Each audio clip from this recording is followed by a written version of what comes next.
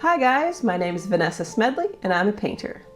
Today we are going to paint this nice little German castle in the snow. I'm going to run the name of it across the screen at the bottom because, let's be honest, I'm from Oklahoma, so there's no way I'm going to pronounce that right. And we are going to also use some German paper today, which is why I picked that. So I'm going to run that across the screen as well because of the same reason. So let's do this! Here are the materials today. Feel free to screenshot, but if you can't do that, they are also listed in the description for you. I just want to show you something really quick about this paper. There's how you spell it. I'm still not going to pronounce it because nobody wants to hear an Okie do German. I mean, maybe you do, but I'm not ready for that kind of comedy. So it is 100% cotton. It's a really nice paper. But I made a mistake when I opened this, and I'm going to show you what I did. It's kind of like arches where they have that black first sheet and it's black all the way around and you think that you bought black paper. Well, the first sheet on this one is just a sheet of vellum and it says watercolor on it. And what I did is, you open it up, you've got this little tab here where you can rip it off. And I usually use one of these. You can use a palette knife or a credit card or whatever. And I put it in here and ripped off the entire first sheet of watercolor paper because I didn't realize that this vellum was so thin. And so I got the first whole sheet accidentally. So you want to be forewarned that it's very, very thin. And you want to make sure that you're just behind the vellum and not behind the first sheet.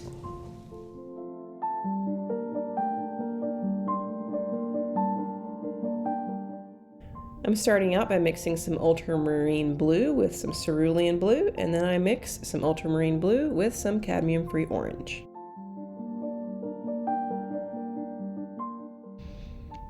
Okay, this is my very first time using this paper, so it'll be interesting to see how it handles all of this stuff. But I begin by wetting the entire sky area, and then I begin dropping in that cerulean blue and ultramarine blue mix. And then I use the other mix closer to the horizon because it does get more intense there.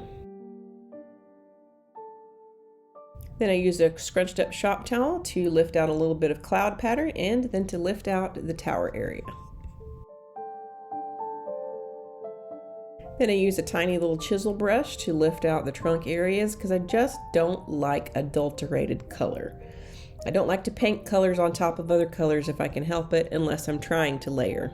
One thing I noticed about this paper, as soon as I added a ton of water for the wet on wet, it really buckled a lot more than any of the other papers I've used besides maybe a pulp paper, so I guess we'll see.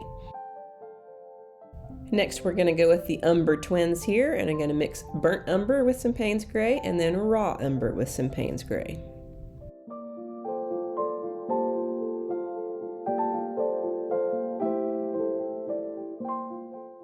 I let the entire sky dry, and I have noticed that the paper did dry flat even though it buckled a ton in the beginning. Next I'm going to start on the castle, so I'm going to start by giving it a once over with the raw umber mix. And the highlight areas I'm lifting out with a damp brush as I go along. That's damp with a P, by the way. I'm not cursing at my brushes.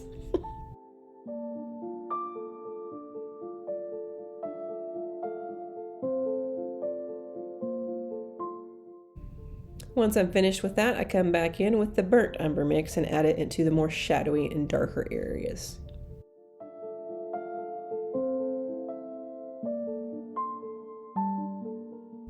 Then I add in my ultramarine and orange mix to the far hills here.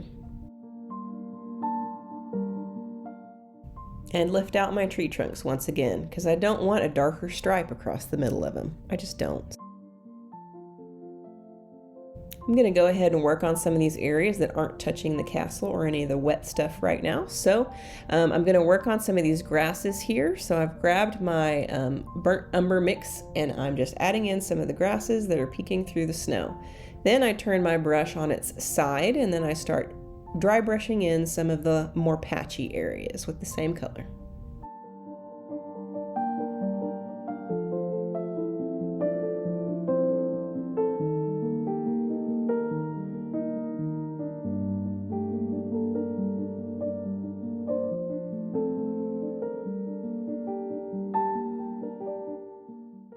Then I use a thicker consistency of my dark blue mix, and I'm adding in one of the mountains that's a little bit nearer.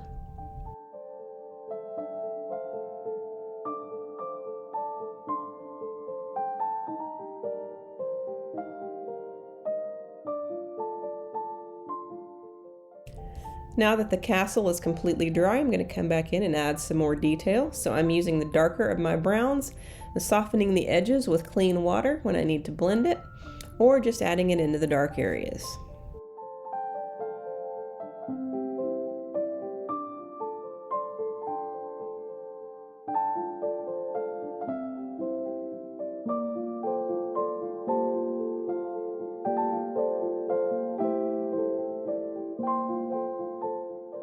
In some of these areas it's very weather worn, so I'm actually doing it darker at the top and just blending it down with a lot of water.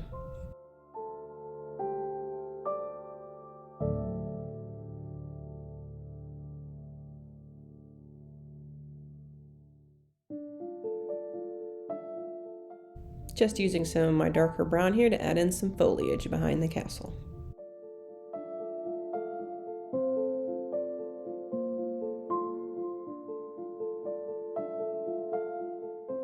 I'm going to mix up the snow color here, so I'm using French Ultramarine Blue, and then I'm adding a little bit of Cadmium Orange to gray it down, and then I'm adding in just a little bit of Alizarin Crimson to warm it up and take it into a little bit of purple. Then I wet the entire area with my 1.5 inch Hake brush, and then I begin dropping in that color very lightly. Then I used my number 12 round brush to drop it into the shadow areas up here, and really I'm just going over the top of that brown when I need to here.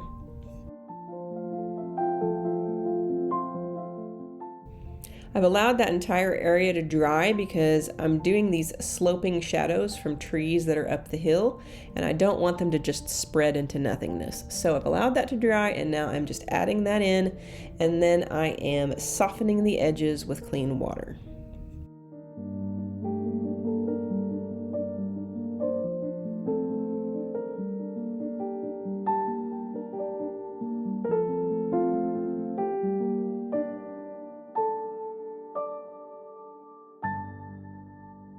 Then I mix up some burnt umber by itself and then some burnt sienna by itself. We're going to use this for the roof of the tower.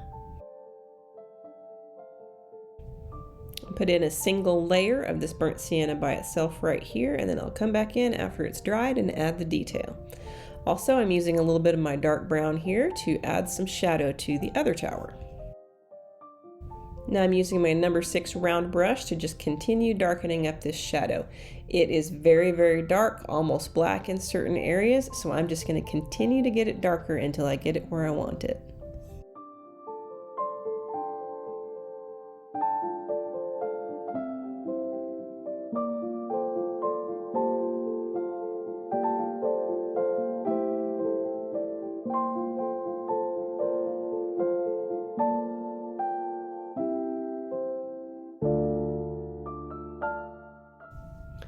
Now I'm going to use my darker mix of the browns here, and I'm just going to add in these trees here. And really, probably what I should have done, rather than using the number 6 for the entire thing, is I should have grabbed a number 4 or maybe even a 0 to do these tiny little branches at the end. But I mean, it didn't turn out so bad. I just think it's a little bit thicker than I would have liked it to be.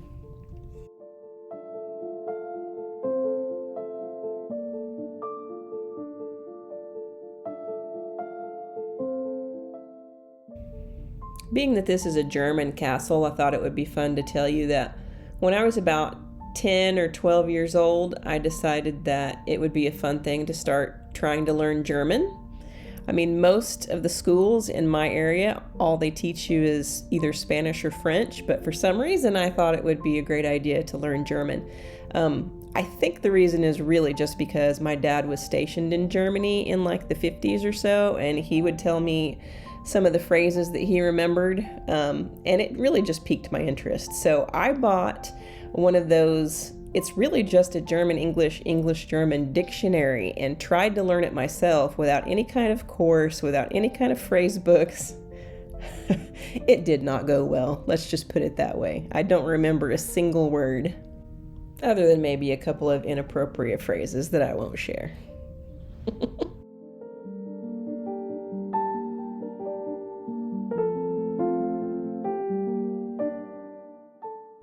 Now I'm just using my darker brown here to add in these top little elements, and then I'm using the same color to add in the stripes. I'm being sure to leave some of that burnt sienna because that is kind of a feature of this little top area. It's very kind of reddish. So I'm just painting around that and making sure to leave that color. Also painting in the overall shape with burnt sienna of these windows.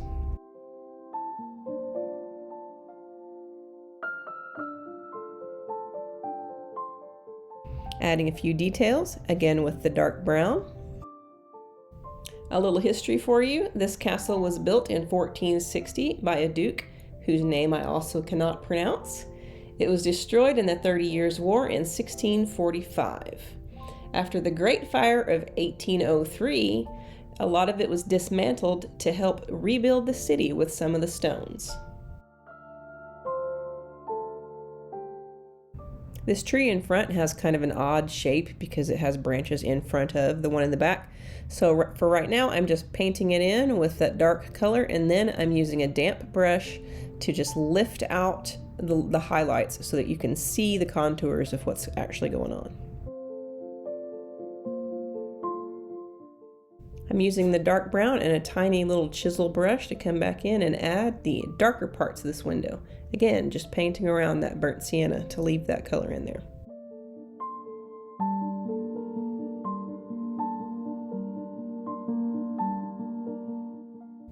And then I add in these keyhole shapes, which I believe, if I'm not mistaken, are for archers, so that they can shoot their arrows at you while maintaining their cover.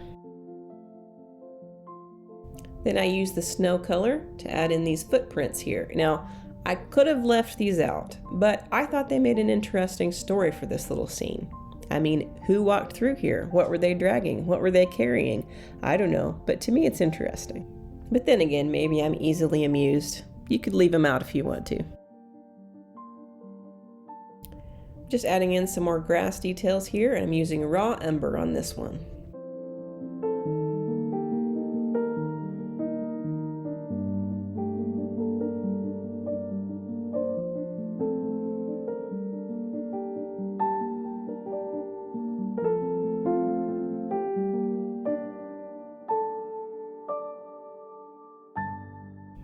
This is all dry, but I'm adding in a little bit more shadow on the top of the tower, and then I'm adding in some more kind of textured look to this because right now it doesn't look like it's the cobblestone type stone structure, so I'm just adding in some of that detail so that it appears to be there. I'm not painting in every stone, I'm just giving the impression of stone. A little more shadow and texture work on this front tree here to give it a little bit more context and make it look a little bit less weird.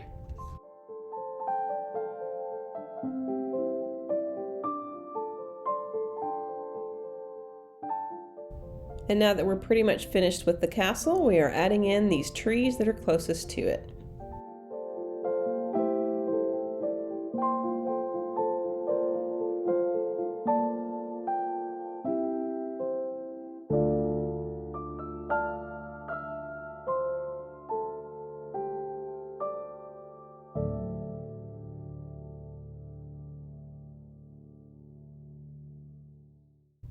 Felt like these tree shadows needed to be just a little bit darker, and this slope kind of really makes me want to get a sled and slide down that thing.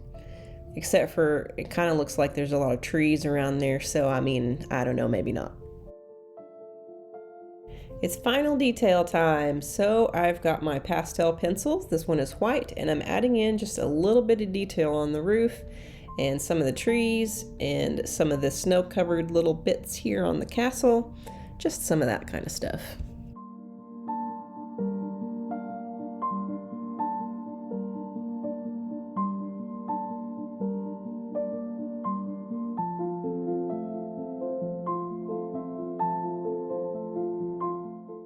Then I switch to a light brown pencil and add in a little bit of that. And here's the finished product, all dry and with the tape removed. And I will say that my first impressions of this paper, other than the fact that it buckled really bad when I put a lot of water on it, I really liked it. Otherwise, I really like the texture, and it did dry completely flat, so I kind of like it. Now, if you're German and you feel like you want to try to help me figure out how to pronounce this, you can leave me a comment and we'll see if I can get it. In the meantime, here it is again, written across the screen. And there you have it, an idyllic little castle in the snow. Don't forget to like, comment, subscribe, share, all that fun stuff, because that's how this channel gets to grow, y'all. Thanks for watching. I'll see you again next time.